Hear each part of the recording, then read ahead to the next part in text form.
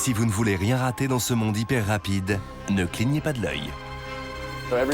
On savait que ces petites échelles de temps existaient, mais on ne disposait pas des outils pour les observer. Dans notre organisme, l'équilibre entre la vie et la mort repose sur des échelles de temps infiniment petites. Le cœur n'est pas juste un métronome qui bat une fois par seconde. Il faut penser en termes de quelques millièmes de seconde. Un millionième de milliardième de seconde. Ça va très très vite. Un millionième de milliardième de milliardième de seconde. Et ce n'est que le début.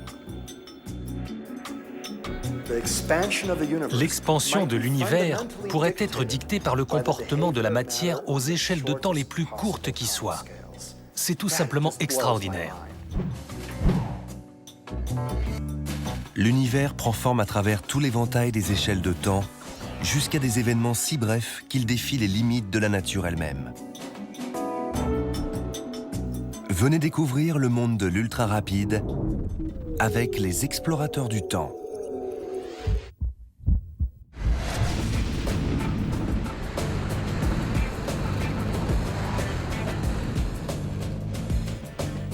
Tout a commencé il y a près de 14 milliards d'années. Depuis le Big Bang, l'horloge n'a cessé de tourner. En l'espace de milliards d'années, des galaxies se forment dans l'univers. En l'espace de millions d'années, des étoiles explosent et ensemencent le cosmos pour donner naissance à des soleils et à des planètes comme la nôtre.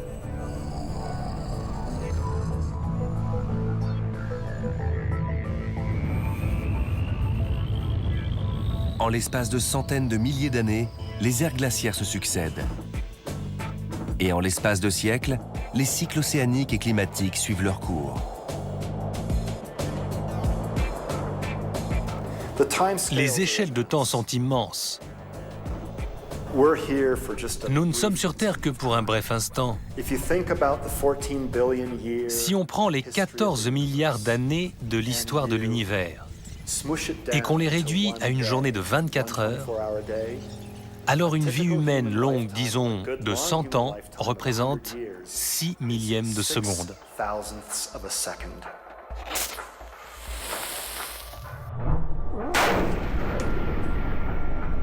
Pourtant, notre existence si brève est incroyablement longue comparée aux phénomènes extrêmement rapides qui rendent la vie possible.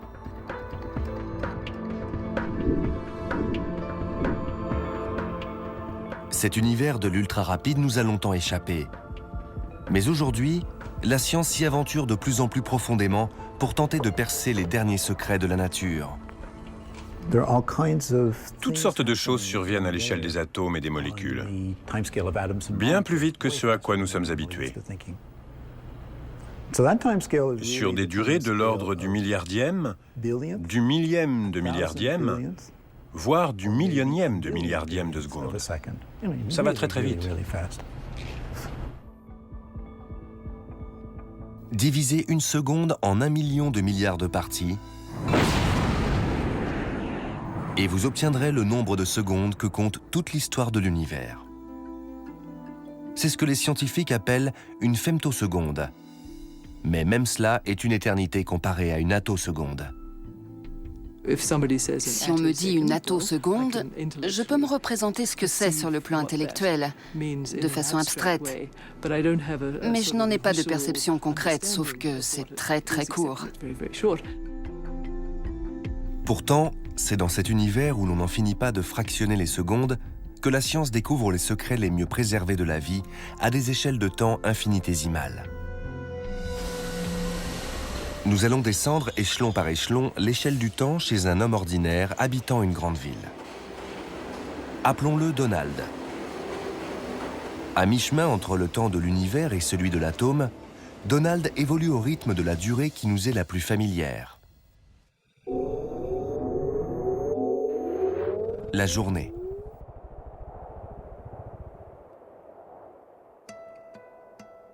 C'est le temps qu'il faut à la Terre pour accomplir un tour sur elle-même. Juste un peu moins de 24 heures. 24 heures moins 3 minutes et 55,9 secondes pour être très précis. Ce cycle du jour et de la nuit est tellement fiable que toute la chimie de notre corps est fondée dessus.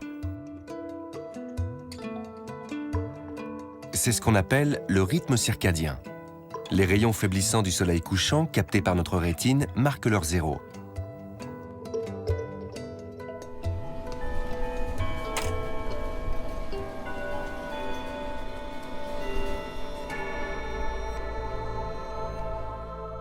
À ce signal, une glande dans notre cerveau sécrète un tranquillisant chimique, la mélatonine, qui informe notre corps qu'il doit se préparer à dormir. À une certaine époque, notre survie en dépendait. C'est pour nous éviter les ennuis, pour qu'on n'aille pas dehors à un moment où on risque de se faire manger par des animaux nocturnes. Dans le noir, on ne voit pas bien, on ne se débrouille pas très bien, on se cogne dans tout. Au cours de la nuit, notre circulation sanguine ralentit peu à peu. À 2 heures du matin, nous entrons dans notre sommeil le plus profond.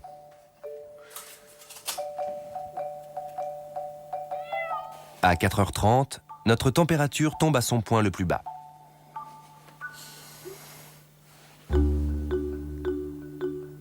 Puis, stimulé par la lumière du jour, notre corps se réactive.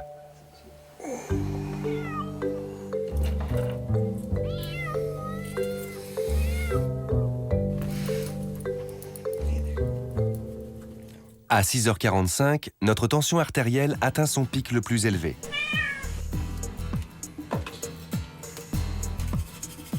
À 7h30, la sécrétion de mélatonine s'interrompt. À partir de là, notre tension, notre température et notre rythme cardiaque vont augmenter progressivement tout au long de la journée. Pour mieux affronter le monde.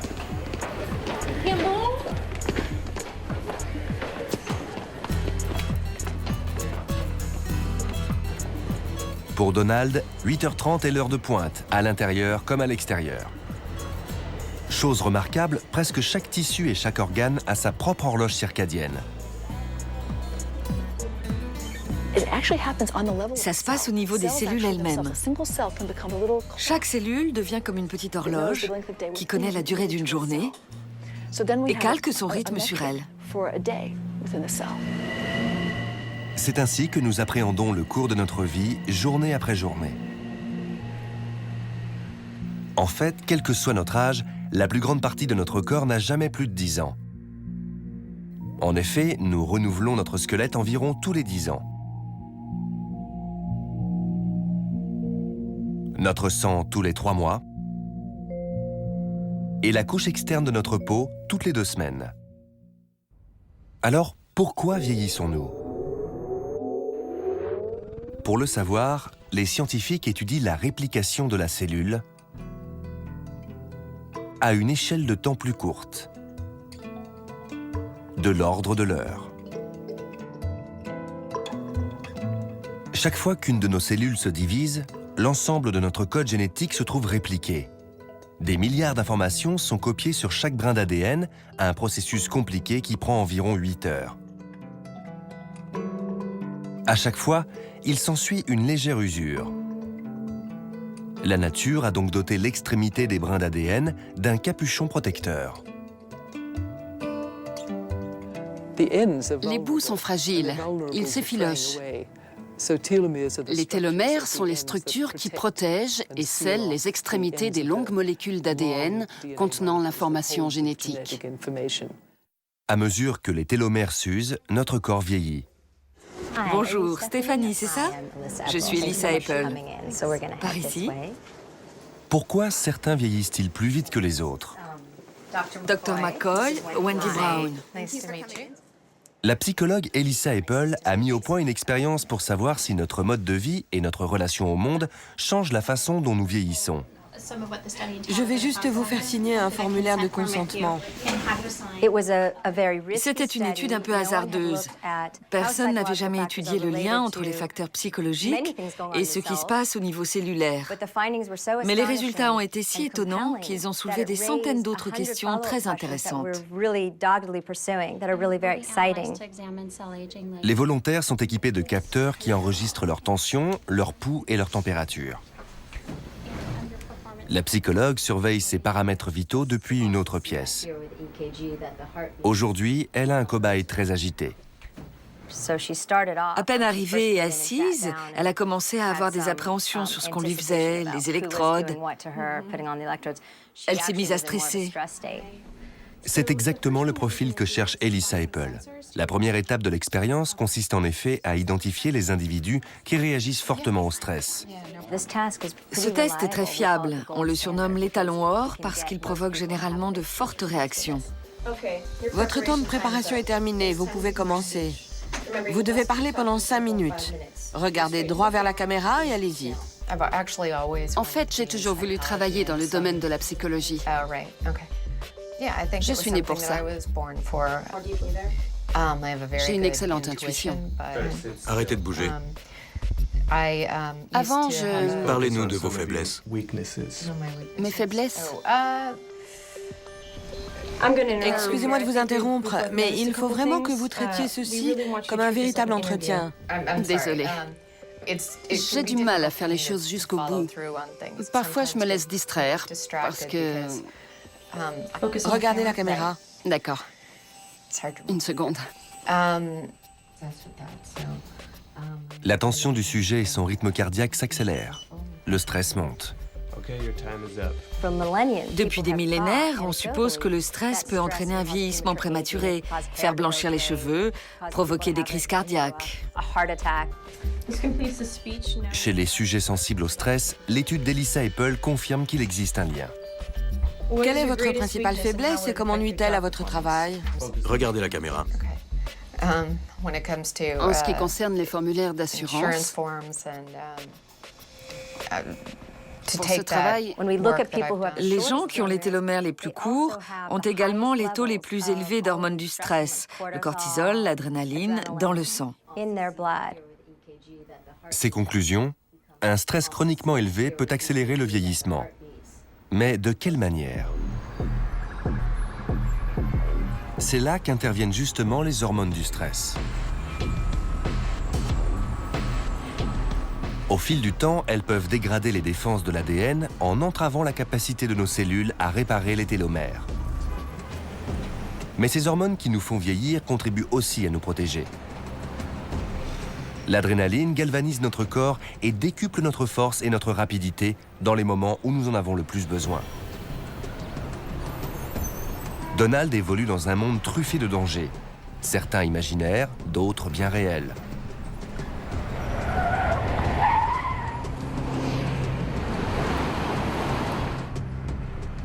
L'adrénaline accroît nos réflexes. Mais elle peut avoir un impact plus profond en agissant sur le cerveau et la façon dont nous percevons le temps. Pour savoir comment, les scientifiques étudient une échelle de temps plus courte, de l'ordre de la seconde.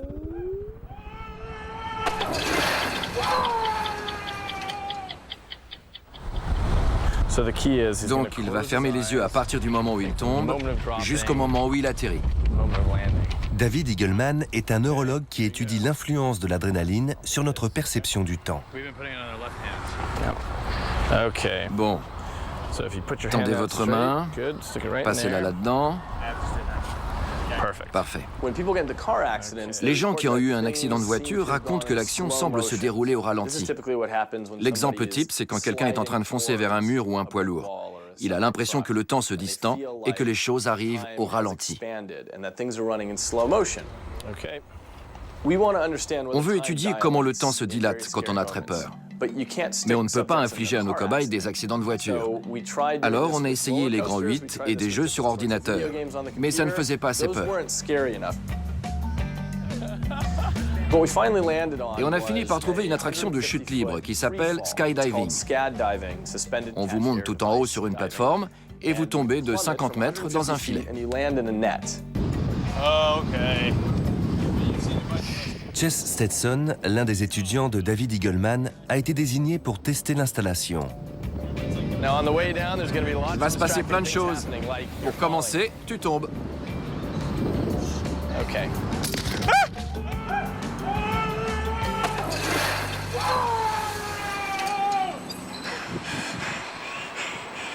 Alors, la vie du cobaye?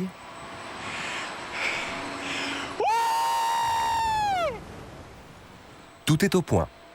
À présent, l'expérience va pouvoir commencer.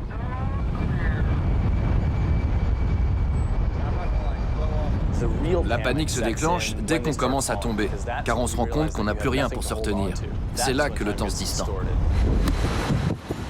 L'esprit humain peut-il vraiment ralentir le temps? On sait que l'adrénaline stimule nos muscles et notre système nerveux. Mais David Eagleman veut savoir si elle accroît aussi la rapidité de notre cerveau et la quantité d'informations qu'il peut recevoir en provenance des sens.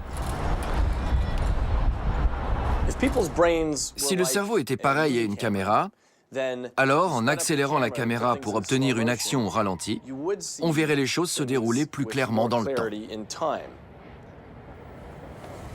Plus de clarté, c'est plus d'informations pour choisir la meilleure réaction.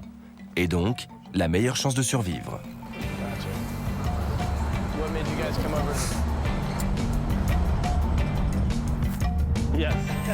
Alors, qu'est-ce que vous en dites? Gardez les yeux sur l'écran.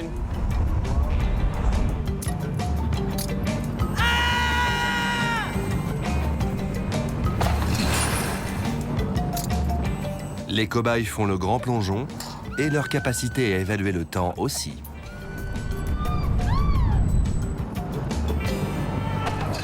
Dernière chose, je voudrais que vous estimiez combien de temps vous avez mis pour tomber. Appuyez sur le bouton quand vous pensez avoir touché le filet. La plupart estiment que la chute a duré 3 fois plus longtemps que cela n'a réellement été le cas.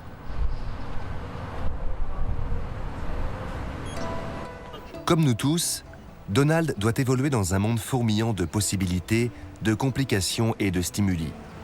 Comment y parvenons-nous? Comment arrivons-nous à coordonner ce que nous ressentons et ce que nous avons à faire?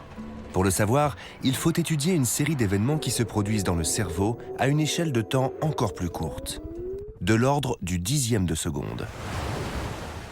En une fraction de seconde, notre cerveau ne doit pas seulement percevoir le monde.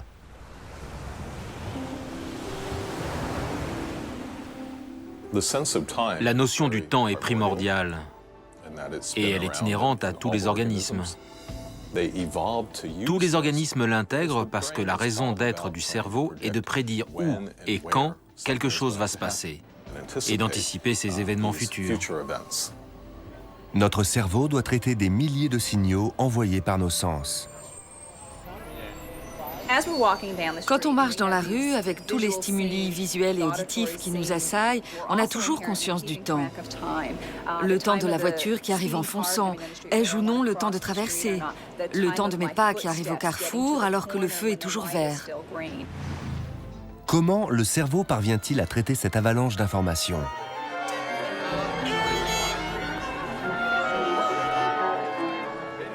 Le centre de synchronisation du cerveau est pareil à un orchestre. Chaque section d'instrument correspond à un type de données sensorielles. Le goût, l'odorat, le toucher, la vue et l'ouïe.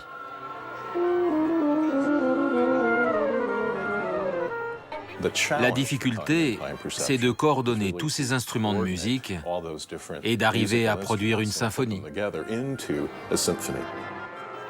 Pour cela, il faut que quelque chose prenne les commandes. Il faut qu'une partie du cerveau soit capable d'écouter les neurones, les musiciens qui se trouvent dans le cortex, et puisse les diriger, les combiner et les synchroniser. On va commencer par l'ouverture d'Egmont. Il faut que le chef d'orchestre lève les mains et dise « maintenant », en commençant à battre la mesure. Le chef d'orchestre du cerveau bat lui aussi la mesure pour diriger sa symphonie neurologique. Ces instructions partent d'abord vers le centre de la pensée, puis vers le centre moteur, le tout en une fraction de seconde. Ce sont les ganglions de la base qui constituent notre centre de synchronisation, le chef d'orchestre de notre cerveau. Un seul forte, d'accord?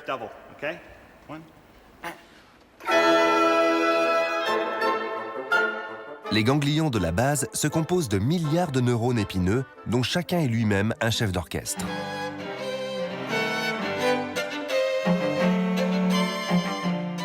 Chaque neurone suit sa propre partition de signaux entrants.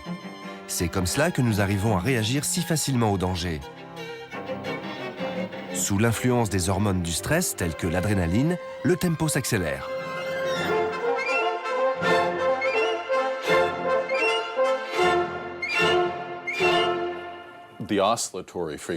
L'activité oscillatoire des neurones s'accroît.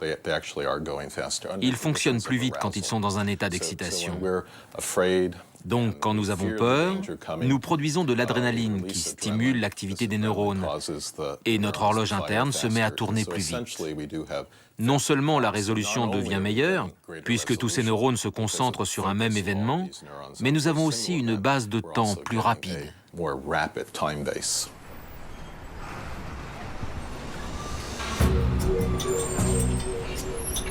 Mais tandis que notre cerveau jongle avec nos perceptions, une autre horloge aide tout notre corps à s'adapter au monde.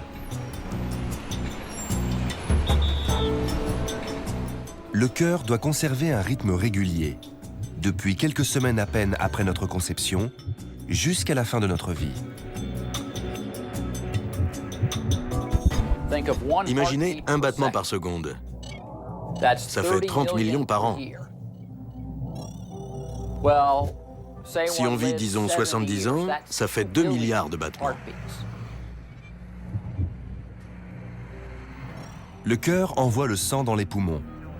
Le sang revient enrichi en oxygène et le cœur envoie ce sang oxygéné à travers le corps.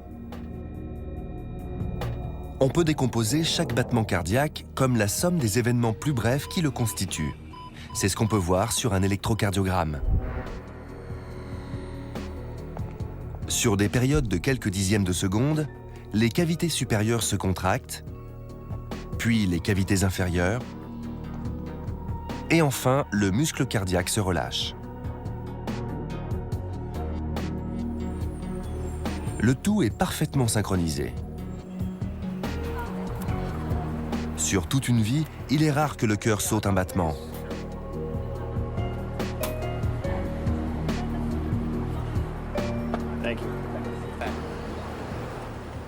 Mais chez Donald, un enchaînement inhabituel d'événements va semer le chaos.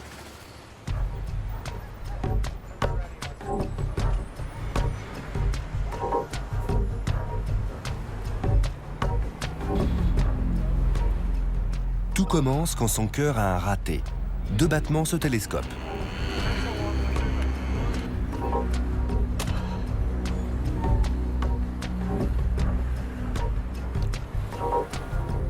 Tous les battements se bousculent et deviennent anarchiques.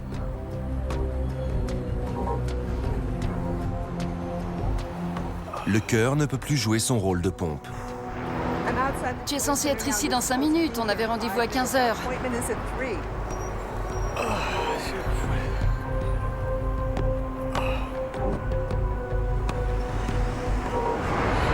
Dépêche-toi, il nous faut les échantillons.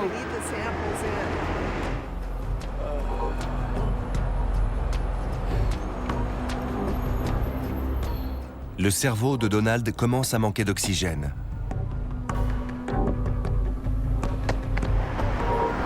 Allons bon, quelqu'un vient de tomber.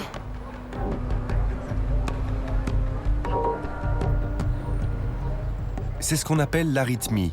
Et à ce moment-là, le temps prend une toute autre signification. La mort peut frapper en quelques minutes. Un cœur en arythmie se contracte de façon désordonnée. Pourquoi est-il soudain en proie à un tel chaos? Pour trouver la réponse, les scientifiques doivent descendre encore d'un échelon dans l'échelle du temps pour étudier des événements de l'ordre du millième de seconde.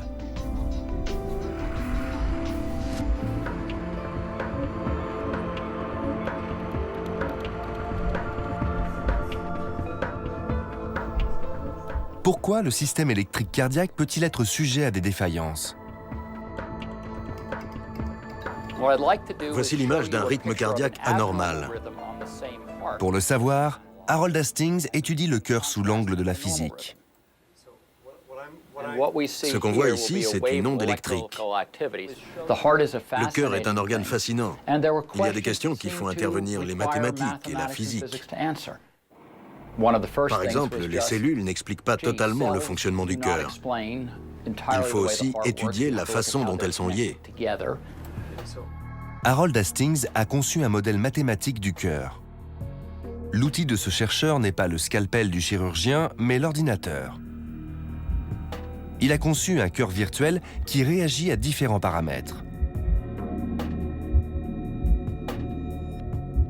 Quand il le fait passer en arythmie, voici le schéma qui se manifeste. Dans le cœur en fibrillation, l'activité électrique d'une onde se propage et déclenche une série d'autres ondes. L'arythmie se propage en cascade à travers le cœur. Les répliques des ondes électriques se télescopent et chaque collision ne fait qu'ajouter au chaos. Monsieur, ça va? Mais qu'est-ce qui a provoqué ce chaos? La réponse se trouve au plus profond des cellules cardiaques, à une échelle de temps plus courte encore, celle de la microseconde, 1 millionième de seconde. L'onde électrique à l'origine de chaque battement se propage par vagues à travers les cellules qui constituent le muscle cardiaque. Ces cellules sont disposées en un réseau de longues fibres entrelacées. Qu'est-ce qui génère l'impulsion électrique? Le mouvement de particules chargées, les ions, qui entrent et sortent de chaque cellule. Ils vont et viennent à travers de minuscules structures appelées canaux ioniques qui s'ouvrent et se referment en 1 millionième de seconde. À mesure que le courant se propage à travers le muscle, chaque cellule se contracte.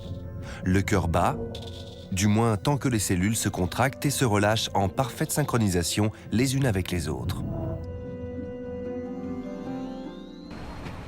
Donald est l'exception. Une maladie génétique rare altère le fonctionnement de certains de ces canaux ioniques.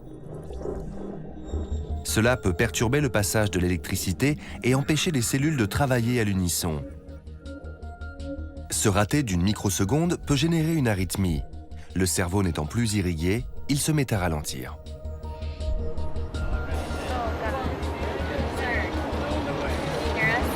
Joe, il y a un type par terre, apporte ton appareil. Donald n'a plus beaucoup de temps à vivre. À moins qu'on puisse court-circuiter le problème.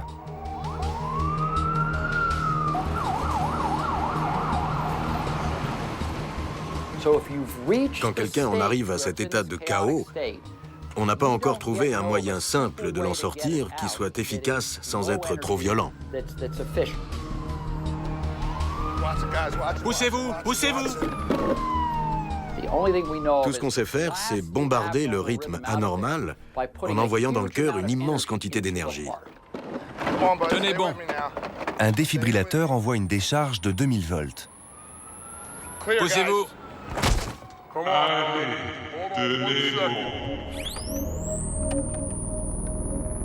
Attention, dégagez.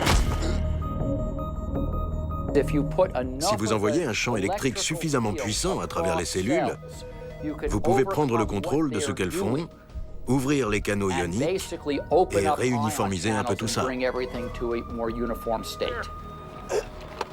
Allez, allez, c'est ça. Allez, allez.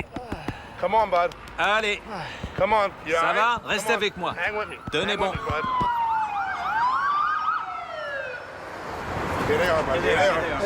Quand je suis arrivé, il était inconscient. Je l'ai choqué 3 fois, mais je ne sais pas comment il va. Vous êtes sous traitement?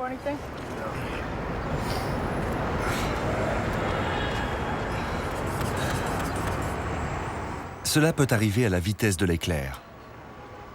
Une vie peut s'interrompre brutalement à cause d'une succession d'événements à une échelle de temps infinitésimale. Quand le cœur est en bonne santé, ces événements s'enchaînent dans l'ordre, selon des cycles d'1 dixième, d'1 millième, voire d'1 millionième de seconde. Mais quand les choses se dérèglent, il faut en chercher la cause encore plus en profondeur. Un battement de cœur dépend d'événements qui ont une durée encore plus infime, de l'ordre d'une nanoseconde, 1 milliardième de seconde. Comme toutes les cellules de notre corps, les cellules cardiaques contiennent des molécules d'une forme étrange, les protéines.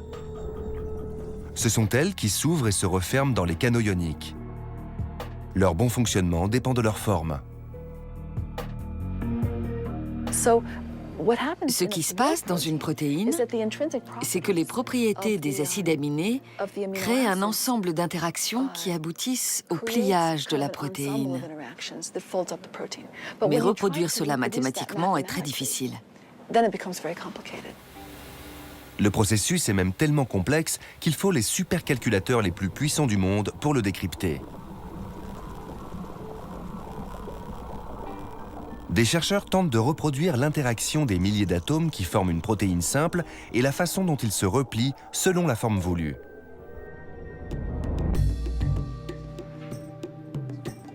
Un projet mondial est actuellement en cours pour étudier ce processus, à l'instigation notamment de Vijay Pandey. Il a trouvé quelque chose sur le 7 et le 8. Ce qu'on étudie, c'est le repliement anormal de la protéine impliquée dans la maladie d'Alzheimer. Cette protéine ne devrait pas avoir cette forme, et du coup, elle ne fonctionne pas. Son objectif ? Découvrir les causes profondes de pathologies allant de la maladie d'Alzheimer à l'arythmie cardiaque. Mais le chercheur a un problème, il n'a pas toujours accès à un supercalculateur. Ces simulations mettent en jeu de 10 000 à 100 000 atomes. Et à chaque étape, il faut calculer les forces d'attraction entre tous ces atomes. Vous imaginez le temps que cela peut prendre. Pandey a donc eu une idée ingénieuse. Il a demandé à des centaines de milliers de gens ordinaires de lui accorder du temps sur leur ordinateur personnel.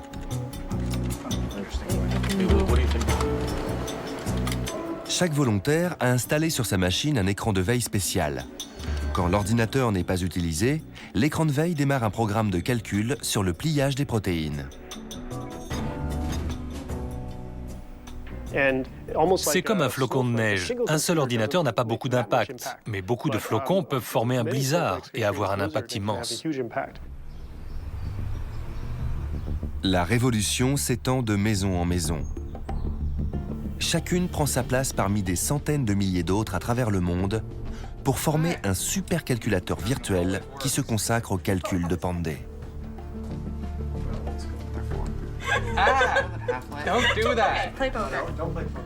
Lorsque leurs propriétaires ne sont pas assis devant leur machine, occupés à faire leurs devoirs, à surfer sur Internet ou encore à exterminer quelques prédateurs, À table!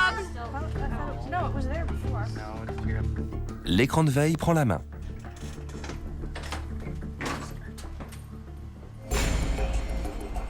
Il met l'ordinateur au travail sur une petite partie de la simulation du processus de repli de la protéine.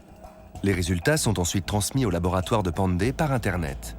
Son équipe a ainsi pu reproduire le moment précis d'une durée de quelques milliardièmes de seconde où une protéine se replie. Bienvenue dans l'univers fascinant de l'ultra-petit. Là où la nature construit les briques du vivant et où des phénomènes cruciaux se produisent à des échelles de temps si infimes qu'il est impossible de se les représenter. De l'ordre d'1 milliardième de seconde. Un laps de temps appelé attoseconde. Voici le maître incontesté de cette échelle de temps, Monsieur Attoseconde en personne, Paul Corkum. Pour comprendre notre monde, à vous et à moi, ou les réactions qui font tourner le monde extérieur, ou votre voiture, pour les comprendre à un niveau fondamental, il faut descendre à une échelle de temps ultra rapide, l'échelle de temps de la chimie. Une attoseconde, c'est le temps que mettent les électrons pour se déplacer. Les électrons et les atomes sont hyper rapides. Si vous prenez la dimension de l'atome, le temps qu'il faut pour le parcourir se mesure en attosecondes. Corkum tente quelque chose qui n'a encore jamais été fait. Photographier un électron en mouvement.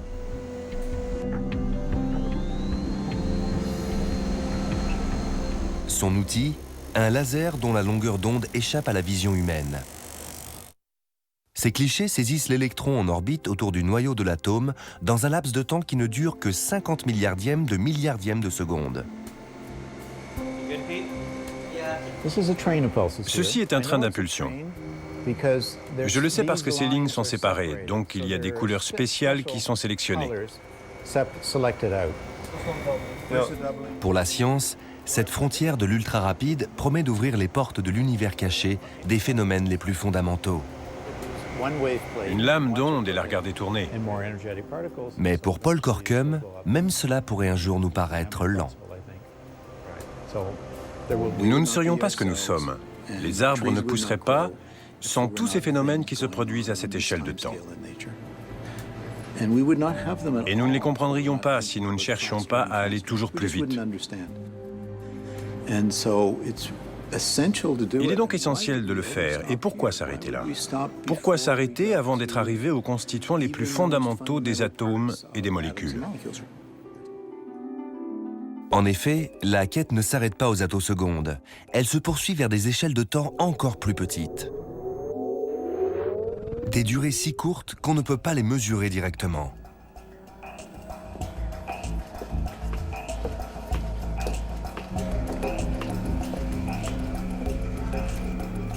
Que pouvons-nous apprendre de quelque chose d'aussi fugace?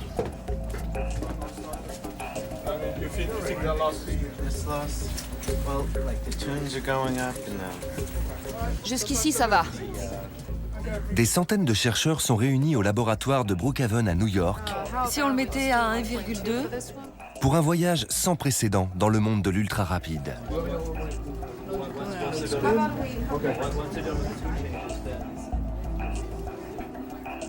Ils vont se servir de l'un des appareils les plus perfectionnés de toute l'histoire des sciences.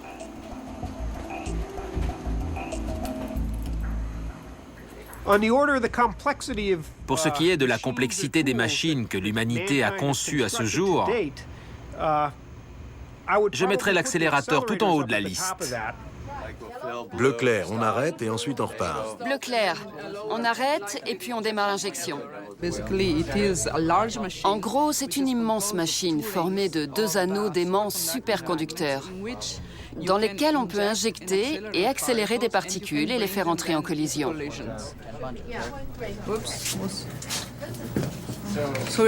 est prêt à les injecter dans les 2 anneaux? Oui, une seconde. Christophe?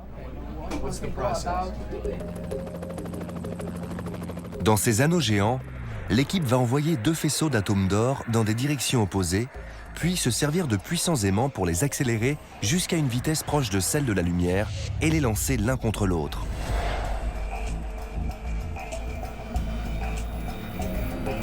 Le but est de faire littéralement exploser les atomes pour voir de quoi ils sont faits.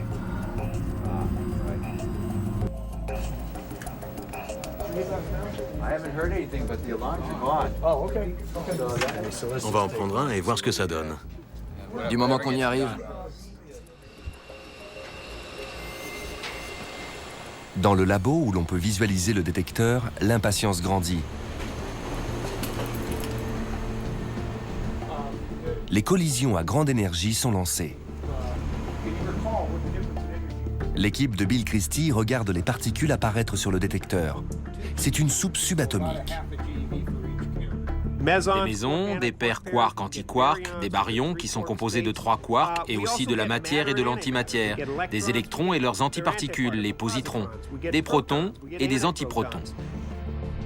Une soupe tout droit sortie du livre de recettes de Mère Nature.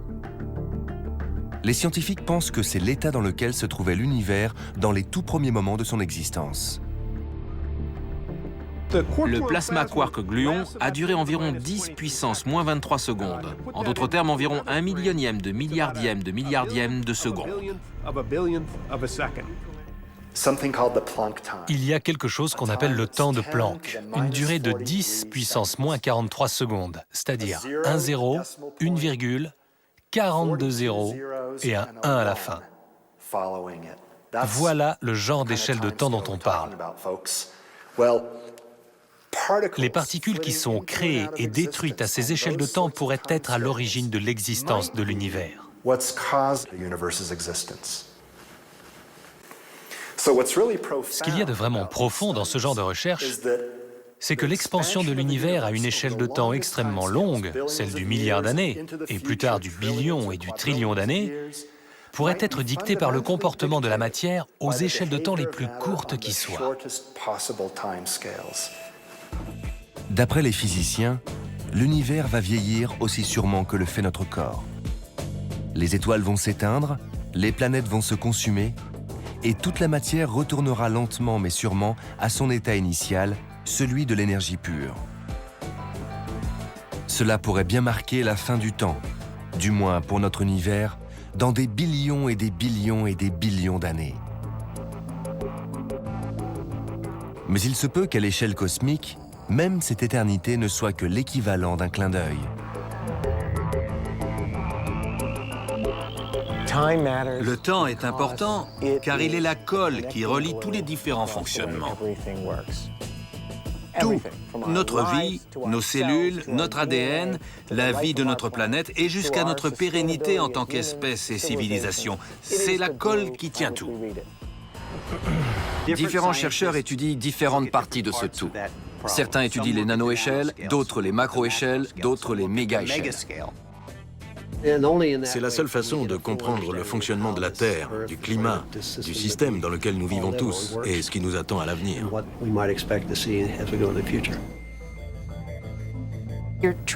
On essaie d'aller au cœur de ce qu'est la physique.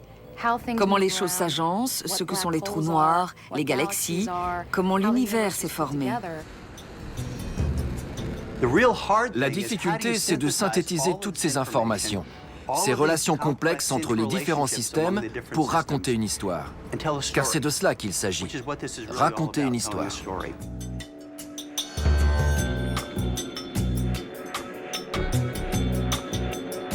Une histoire qui n'en finit pas de s'écrire autour de nous. Car l'évolution de l'univers, si longue et lente soit-elle, repose sur des phénomènes extrêmement brefs dans la nature.